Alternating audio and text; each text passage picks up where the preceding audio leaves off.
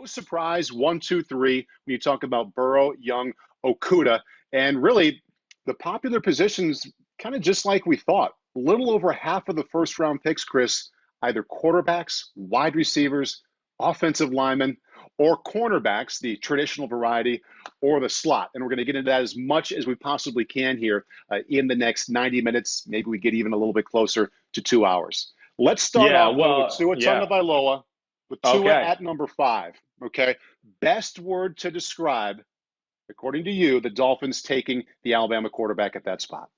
Well, risky. I mean, that would be the best word that would describe it to me. I mean, yes, playing, there's tremendous risk factor here. I don't mean to beat the drum once again here on the Tua conversation. I'd let it be known It's that, a yes, headline. I know it's the headline. And, I let it be known that even without the injury history, I don't think he was worth a top 5 pick. But, there is an injury history. It's extensive. And yes, that scares me. So that'll be something that, I'm going to have to see it to believe it, really, to go down. And if I'm wrong, y'all be the first one to admit it, and we'll go from there. But, also, I just think the other thing that plays into this a little, Paul, too, is we've seen the last few years, if teams like a quarterback, they just go ahead and do it. There's no like, oh, we're going to wait till later in the round or anything like that. Strike early in the round, know you get your guy, and feel good about that. And I think the Dolphins knew they had a guy they really liked. And another aspect of this that I think is very real, Paul, we don't know what's going to happen with college football next year, right? I think it's very much up in the air. I think we have a way better chance of NFL football happening than college football happening. And, if there's no college football season and you're a team that needed a quarterback in this draft, but then decided, I'll wait till next year. Well, how's that going to work? I mean, are you going to draft Trevor Lawrence, who hasn't played quarterback in 18 months by the time it comes around for him to be drafted and played in the NFL? So I wonder if that played into some of these organizations thinking about making sure they got the guy they wanted this year in this draft. And you consider, Chris, how that filters into our world and how we get to see some of these quarterbacks. We're both on schedule to be in South Bend next November when, as of right now, Clemson is supposed to be there. And I've had that one circled, not only for the excitement of the game, but for a chance to see Trevor Lawrence in person.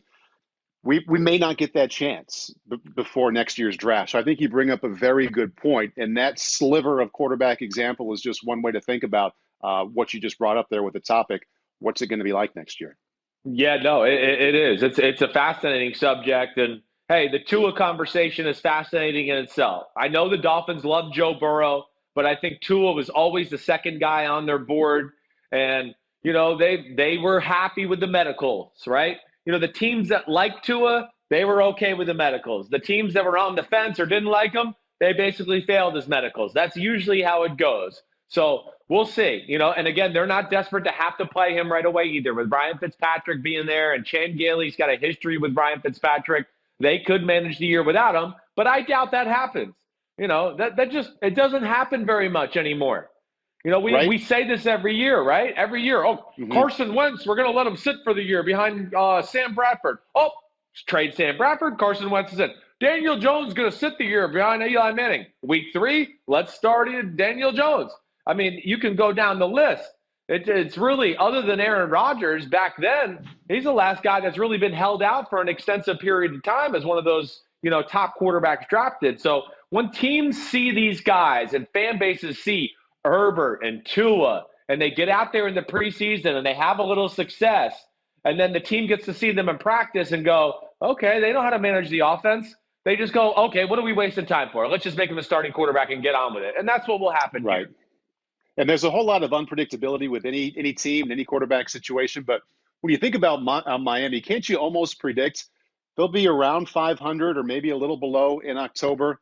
Maybe they lose a couple games in a row. Ryan Fitzpatrick in those 2 games, maybe he throws 4 or 5 picks. I mean, at that point, if Tua is healthy, are we really not going to see him? I think we all know the answer to that. Yeah, it's exactly right. Yeah, I mean, you're right. There's too much invested.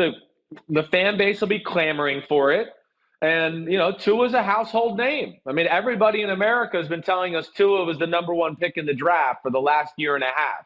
So, the fan that's not in the weeds like you and I and draft and evaluation, all that, they just go, oh, they got Tua. He was the quarterback at Alabama. They were amazing. He must be amazing too. this is awesome. I like the Dolphins. Here we go. And that's really what happens in these type of situations.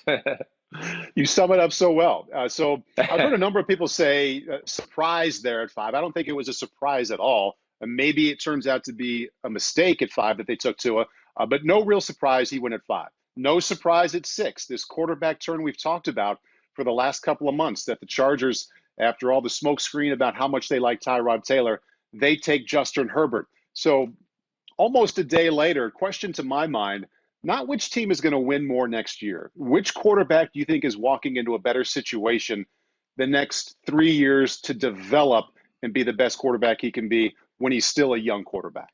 Well, I do look at that Los Angeles Chargers Justin Herbert combination and think, ooh, first off, the Chargers, Anthony Lynn, they want to play defense, play through their run game a little bit, and kind of control the football game and the flow of the game that way.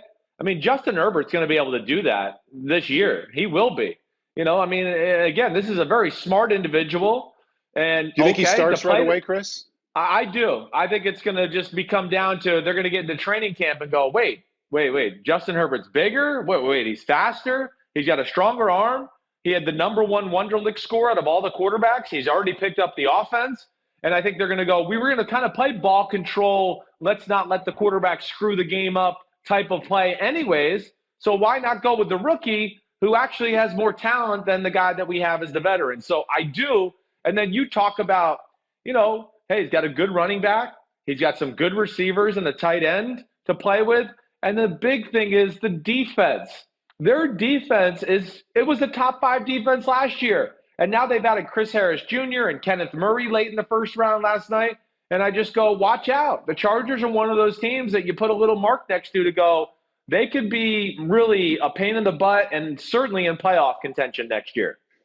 But as for my question about which quarterback is in the better position to develop and get better down the road, I agree the Chargers are a better team. But if he does start right away, and I agree that could happen, it's a team that people expect to go 9-7-ish, maybe get to 10 wins, and those expectations are going to be different on him than however Tua's season plays out his rookie year in Miami. That's very real. I mean, you're right. Joe Burrow and Tua, I don't think any of us are going to be sitting there going, we think they should be a playoff contender. But I'd still, within that, and you're right, the high expectations puts more pressure on the situation.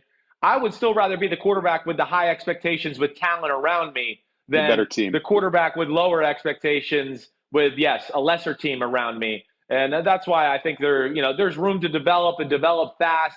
And like I said, I don't think they're going to need Justin Herbert to go out there and just score 30 points right away in week 1 with the way they play defense. Yeah, they made a nice move to get back in later in the first round to get Murray, the linebacker. Nice. Out of Oklahoma like that one a whole lot. Speaks to their identity on that side of the ball for sure. So we had 3 quarterbacks go in the top 6, which is a nice story in any draft. Then we get to number 26, the Green Bay Packers trading up to get Jordan Love. And Chris, I got to be honest, I felt like back when you were in college, I was in local news. I was at KWWL in Waterloo, Iowa, and I can picture us down in this little newsroom. And there was one time there was no story. It was about 5:40, no lead story for the 6 o'clock. And then we get news comes in everywhere, major car accident about 10 miles, a tragic pileup on the interstate. And our news director was like, now we have a lead.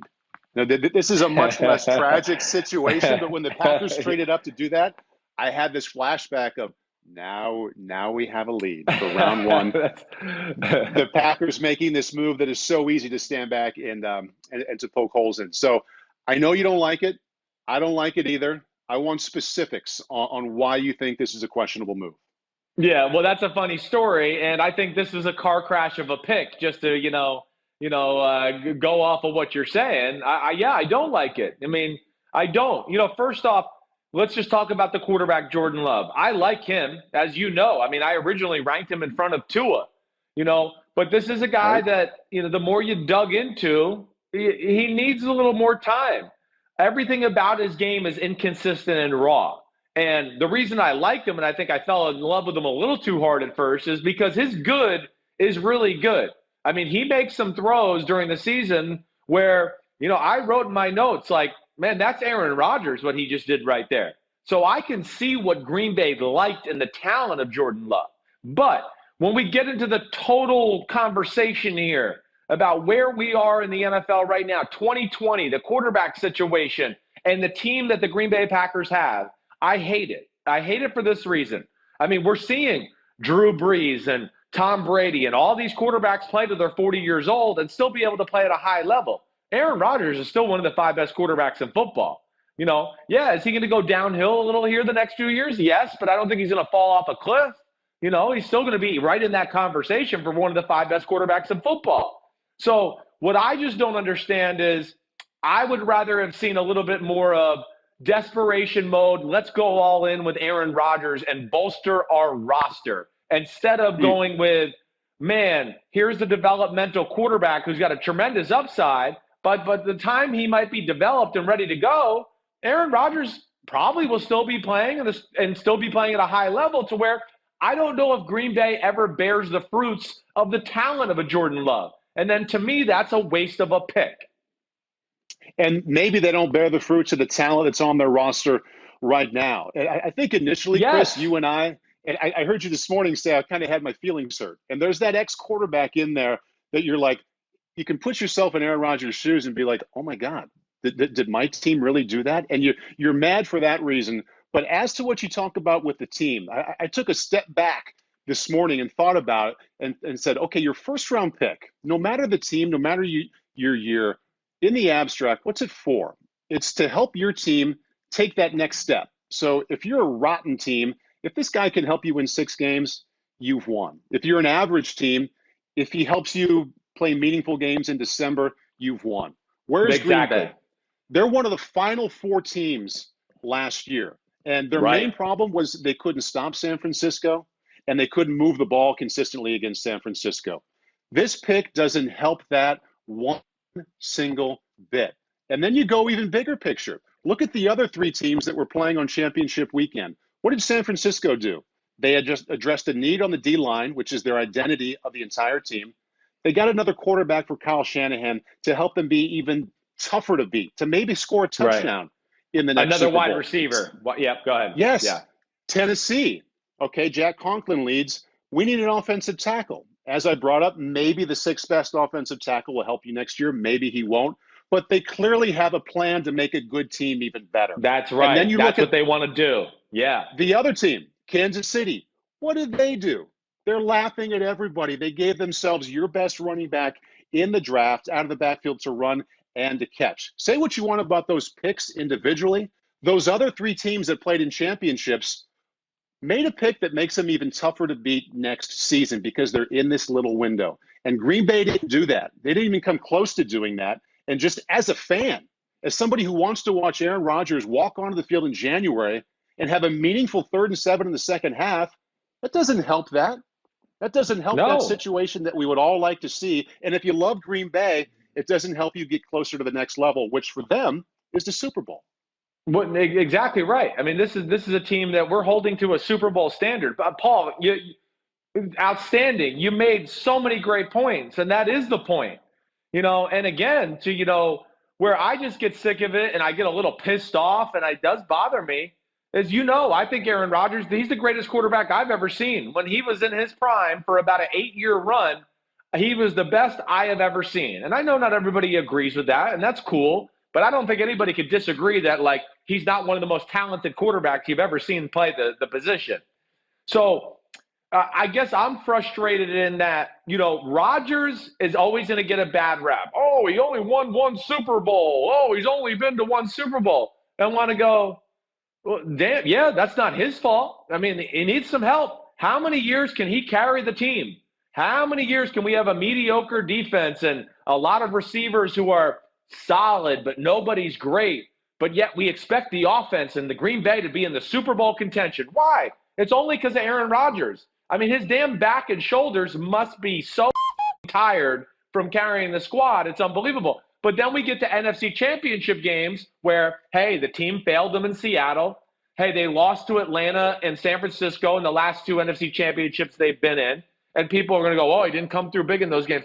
They were so not in the class of the Atlanta Falcons or the San Francisco 49ers as a team, and were there only because of the greatness of Rodgers, but yet Rodgers is going to get blamed for it. Damn, we can go back and watch the Super Bowl in 2010. Watch how the team failed him on that day. I mean, they dropped 3-4 touchdown passes, and he played an unbelievable game that should have been even more unbelievable, and they should have won by 20 points.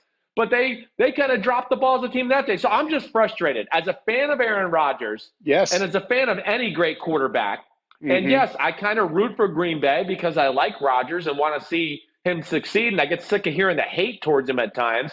Yeah, this pick, for lack of a better phrase, just pisses me off. And we see here exactly what you have tweeted out. That's it pisses you off.